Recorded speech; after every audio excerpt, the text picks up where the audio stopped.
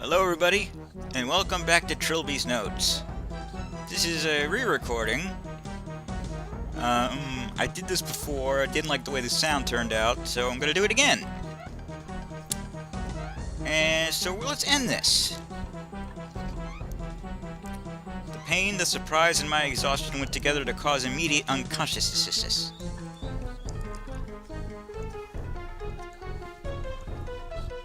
In my injured state, I could barely move. My limbs refused to respond. I was as weak as a newborn. Linkman? Oh good, you're awake. I was afraid you'd miss this. What are you doing? After your staggering ineptitude in Defoe Manor, the Order needed to nudge things along. We need a connection to Gisot to help administrate his coming. And today might be the only opportunity we have all year to summon the Tall Man. Going to bring that thing into our world? With a standard ritual of blessed agonies and an offering. After he takes your life, he will be grateful to us. And then he will guide us to our destiny. So why did you stab me? But if I'm already dead by the time he gets here? You won't be. Men like you, Trilby, die on their own terms. They don't let their lives slip away from one measly little knife wound. Hush now. Quiet now. Cabadath is coming. Okay. Look. Girl, you have to do all of this because you need to exhaust Trilby to the point where he's nearly dead. You'll see what I mean. I could not see Saban, but I could hear her trying to moan through a gag. Talk to girl. Saban, are you there? Oh, she's here, but she can't hear you. Can't answer you, rather. She has nothing to do with this, Linkman. Let her go. On the contrary. It is important that all three of us be here. It's part of the ritual. Look. Waistcoat. Strangely, my first thought was a vision of the repair and laundry bill. Look. Stump. I lay splayed out across the stump that housed the soul of Cabadath the Druid, my blood seeping into the long, dead grain. Out of the corner of my eye, I could see the idol that I had come here for sitting beside me, its importance now infinitely reduced in my eyes. Talk about... idol. You had John Defoe's idol all along. I did. I placed it here to reunite the wood with which the tree affirmed its Cabadath will appreciate the sentiment. Why is John Defoe the bridge? What makes him so special? He was born in the scientific realm and killed with magical wood. The magic brought him back as a wraith. As such, he is an entity of both realms, of both magic and science. 1 foot on each side of the border. He is the bridge just as the prophecy said. Talk about prophecy. What does the prophecy say about me? Is it flattering? The Book of Gisot prophesies the creation of John Defoe the Wraith. It states that when his body, mind, and soul are destroyed in conjunction, the bridge between the realms will be created. It also states that you are supposed to guide this process. But we can expect one or two inaccuracies in a prophecy written so long ago. I call thee from the north. I'm sorry, I pressed a button. Talk about, Tall Man. Why are you summoning the Tall Man? What possible use could he be to you? You've been experiencing flashbacks, I know. You saw Cabadath attempt to summon Gisot, yes? I saw that he failed quite drastically. He assumed our lore could be summoned with any old basic demon summoning rite. But Gisot is far greater and more powerful than his rivals. He is very nearly a god of pain. It takes a great amount of magic and much more complex ritual to summon one such as he. We do not know it, but the Tall Man does. He will guide us and teach us. You presume much, sir. You presume much. Okay, look, man. The treacherous cultist was wandering around the stump in a manner that I supposed was relevant to his ritual. Look, blood. In Dark World, a symbol was drawn out on the stump in blood, a triangle containing a square with 4 triangles around it. Look, chains. I spotted some chains hanging from the walls that came and went with the Dark World. Perhaps the cave had been used for rituals before. I call thee from the east! Punch man. My attempts to move only made things worse. I felt a stab of pain and something snapped behind my eyes, filling my vision with spots. Stand. I was losing blood steadily. My arms and legs were limp and unresponsive. I couldn't move. Kick. I was losing blood steadily, yada yada yada. Run. I call thee from the south. Talk about realms. So there really is an ethereal realm? There are 2 universes. Ours, the scientific realm, the universe of technology, and its shadow, the ethereal realm, the universe of magic. I consider it strange you need to ask this. You've been slipping back and forth between the 2 ever since you arrived at the hotel. Talk about hotel. The stump, it's causing the reality shift. It's partly that. Partly it's today's date, too. What's so special about it? July 28th is the day when the border between the ethereal realm and the scientific realm weaken. It is the day when Jizo takes his yearly gaze upon our world. And the day when the tall man is given leave to exact vengeance on those who torment the wood that is his soul. Take idle.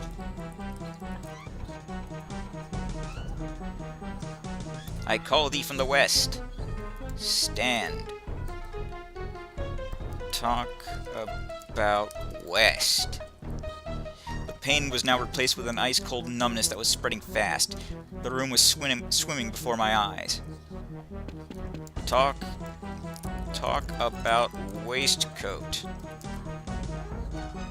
You should. Talk about ritual. What does this ritual entail? What are you going to do to us? To you, I have done all I need. To bring Kabadath to us, we must tempt him with the 3 blessed agonies. The blessed agonies of the mind, the body, and the soul. I am well conditioned to act as the mind. Your wound makes you the body. The girl will have to suffice as the soul. Talk about soul. Reality flits from realm to realm, tormented and confused. End this madness that we might bring thee to us. Talk about Jizo. The tall man is Kabadath, right? I'm glad to see you were paying attention. Talk about Jizo. Talk about ritual. Talk about tall man. Talk about life. Talk about girl. Kick. It was becoming harder and harder to breathe. Air rattled in and out of my lungs like a buzzsaw. Stand. Talk. I was unable to speak. End it, Kabadath! This is bad. This seems to be taking too long. Stand. Throw idle.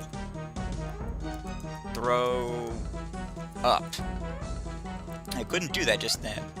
Dance. I tried to keep my spirits up. I just love that. The first time I saw that, it made me laugh out loud. Look, a stump. Roll. Yada yada yada. Punch. Kick. It's all in the mind. Talk about game. Ah, sorry, I keep pressing buttons by mistake. My vision was clouding around the edges. It seemed like my stubborn will was the only thing keeping me alive. Yes, yes. Come. Talk about come. I'm sure you don't. Come. Die. I died.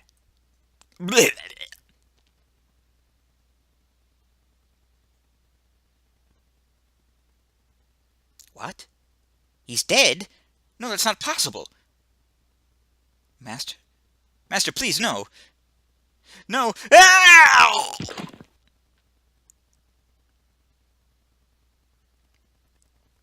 Trilby. Go back, Trilby. Leave me alone. I'm dead. Not yet. Not fully. Your mind and soul are drifting apart from your body. With enough power, there is still time to pull them back. But you must have the will to return. Forget it. I've had enough. I did the assignment. I made myself useful. I lived up to the reputation Defoe Manor gave me. Today I gave everything I could. And I still died. There is still work to be done. You have not yet completed your duty. To please that booty, I'm sick of duty. Sorry, just let me sleep. Stronger men than you have tried to fight destiny. None succeed. Past, present, future are all different faces of the same die, and few can seal them all at once. But I can, and the future demands that you live. Return now. I have marked the path. Please, just let it end. Pleading to me is useless. I am just as much a prisoner of fate as you. The future your actions are destined to bring has already taken place. Without your part, I would not be here to restore your life. So you see, by my mere presence, your decision is already made. Who are you? A murderer, and a madman, and a puppet of forces neither of us could possibly comprehend. He's alive! He's alive! Trilby! Say something! What? You're alive! Oh, God, I didn't even know I was doing it properly. But I did it! You're alive! Where's Linkman? That tall man took him. He did something horrible to him. And then he took him away. Where's my waistcoat? Shh, don't talk. I've already called for an ambulance. Let's get you back upstairs. Wait, see that wooden idol? Yes? Bring it with us. Wrap it tightly in clothes and bring it with us. Don't let it touch your bare skin. Okay. You weirdo. And now it sits across from me.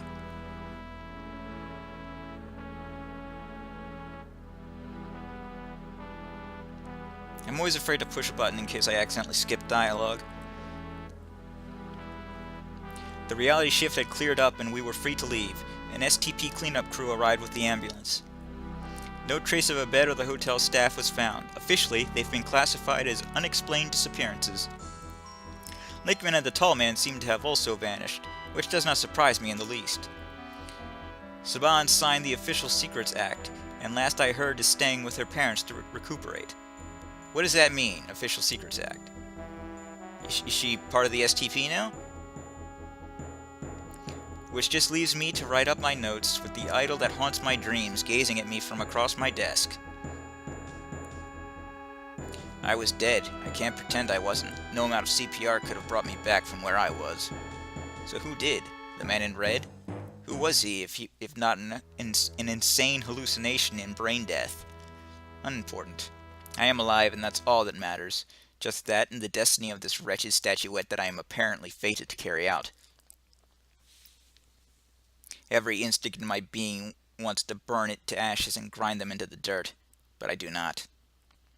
Linkman spoke of a prophecy that the destruction of John Defoe's soul would somehow help him and his order summon their dark god. So if I destroy the idol, they win. But what else can I do? I certainly can't keep it. I know from experience that it leaks malevolent influence like a broken pipe leaks water. The only other option is to hide it. But where can I hide such a thing and ensure that it is never again found by human hands?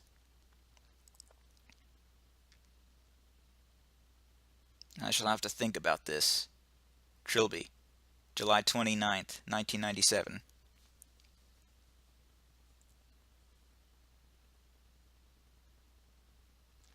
Oh, I just remembered this part. The fulfillment of the prophecy continues.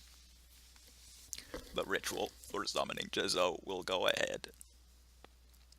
Events have been set into motion that cannot be stopped.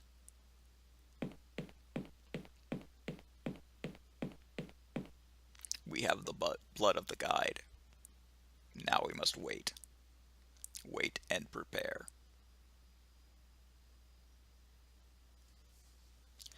Here comes the hard part. At this time there came a man from the land of technology, and though his wisdom was great and his power was advanced, he had the willfulness of his fellows, and so he was the arrogant man. And on the 8th and 20th day of the 7th month of the year of the arrogant man, the king gazed upon the land of technology and saw the arrogant man, who spoke thus: O king, I beseech thee, for this land has become corrupt without your benevolent hand, and darkness seeks to envelop us all. I demand of you to cross the border between our lands and make things right, for my power is great, and I have it in my power to control one even as great as you. And the king was greatly amused, for while the arrogant man's power was great indeed, the king's power was greater still. And the king said, I will not submit myself, for firstly my power is greater than yours, and not yours to command. Secondly, while my capabilities are many, it is impossible for me to enter the land of technology, for the border is a dark and treacherous ocean I cannot will away. But I will do this for you, O arrogant man, for all the bigness of your head you are still small enough to be spared the rigors of the dark ocean. I shall rescue you from the darkness in the land of technology, and you shall live in my household, where you will learn humility. And as the king said it, so it was. Then the arrogant man crossed the ocean to the house of the king, where he was brought before his majesty, who said, Now you must repay me for the slight of your arrogance has caused me, for despite your insult I love you as I love every man and beast, and you must learn to take that love into your heart. And the king took the body and the mind of the arrogant man and separated them from his soul, and this was placed in a great tree in the land of technology. And with this action he announced, Now you are the tree, and the tree is you, and the wood is your soul. With this gift of separation from your body shall not wither or die without your lessons, throughout your lessons. But should any man interfere with the tree that is your soul, on that day that is mine, I shall lend you the power to confront them and strike them down with fitting vengeance. And then he touched the arrogant man and filled his heart with his warming love, and the arrogant man became the prince, and he knew the name of the king. And the prince in the court of the king bowed down and wept and sang with great praise the name of the king, for great and generous was his wisdom. The Book of Jizo, Book of the Prince, Chapter 2. The first time I read that, I did not take those deep breaths, and I was extremely lightheaded by the end. So you now understand why I was making that sound. Trilby has looked better. Needs to fix his tie, for one thing.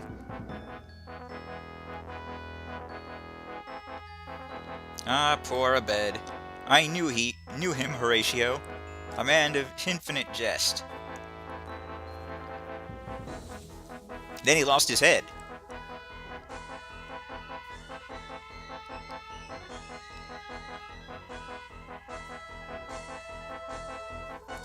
And there's Saban, whose name I've been saying wrong throughout this entire Let's Play.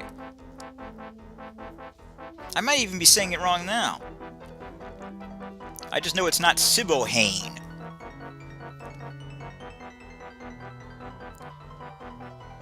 I always did have trouble pronouncing things. I never bothered to sound things out. I just look at something and say, this is probably how it sounds. Says Trilby.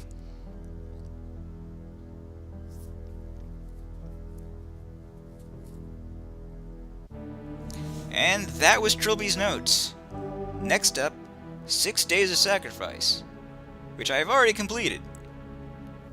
But you will have to go through Space Quest 5 first. Have patience. The videos will come. I am the Blues 32. This has been Trilby's Notes. TTFN. Ta-ta for now.